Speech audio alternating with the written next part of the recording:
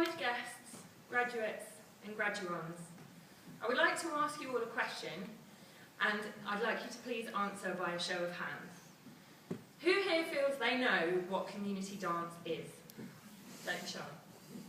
Oh, okay, so we've got 4 and 2. And we're in a dance context. Keep that in mind. These are people who share our passions and are in our field. Clearly, not enough people know what community dance can be. When someone asks me what a community dance artist is, I say that I dance, I teach, and I make dance with people from all backgrounds. People with learning disabilities, physical disabilities, young offenders, children, older adults with dementia. I help people to discover what they're already capable of. As an individual, I'm committed to social change. And when I came to Laban, I was interested in the role that dance could play in that. But can dance really achieve social change? It's a big ask. I believe that by giving people the opportunity to take their own and collective decisions, to be seen, witnessed, acknowledged and validated, to problem solve and succeed, you give them the chance to feel empathy and to have a sense of self-worth. A Greek author named Plutarch once said, "What we achieve inwardly will change our outer reality."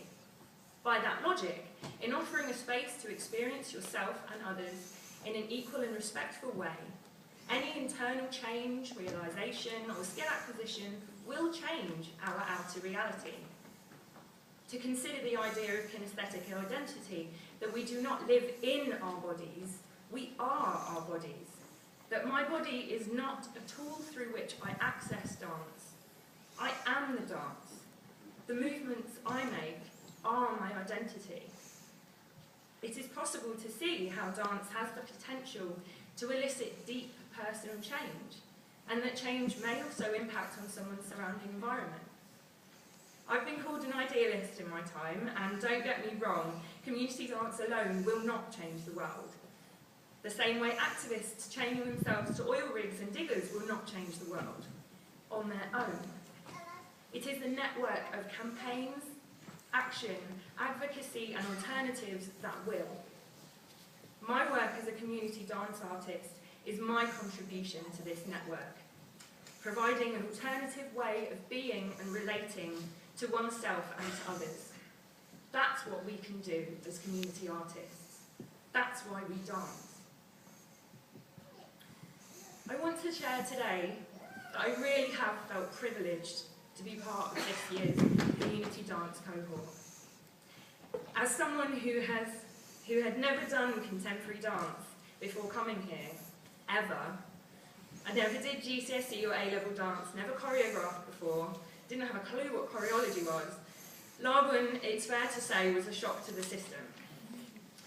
Being part of this year's group has supported and nurtured me and helped me to learn more about my development as a person, artist and practitioner. To quote fellow student Agnese, working together opens my way of seeing, feeling and experiencing dance. I completely agree. I want to thank Agnese, Catherine, Kathleen and Catherine for being wonderful. I want to thank Sue Ackroyd and Jamie Driver for some carefully worded and supportive conversations that turned out to be quite pivotal for me and that helped me to figure out what contemporary dance was and why the hell I was here. Thank you both. I also can't be up here without thanking my parents and my boyfriend for their emotional and financial support. I literally wouldn't be here without you. Thank you.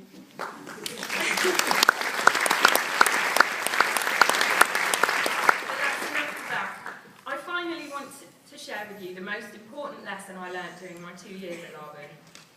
On the community dance course, I worked harder and in a more committed way than I ever have in my life. I really hadn't ever pushed myself this hard and really wanted to do the very best I could do with all my being. In doing this, I proved to myself what I was capable of. I now feel I have the license to slow down, to work more attentively and with more space as a deliberate choice. It does not equate to being lazy, and that was a profound realization for me. Today, we are all allowed to stop for a whole day and revel in what we've achieved. We're allowed not to worry about what comes next. We're allowed to speak proudly of our trials and our successes. It's not our only opportunity to allow ourselves space. We're allowed to do it every day. To give ourselves space, to appreciate the things that we do, to work more attentively as a deliberate choice.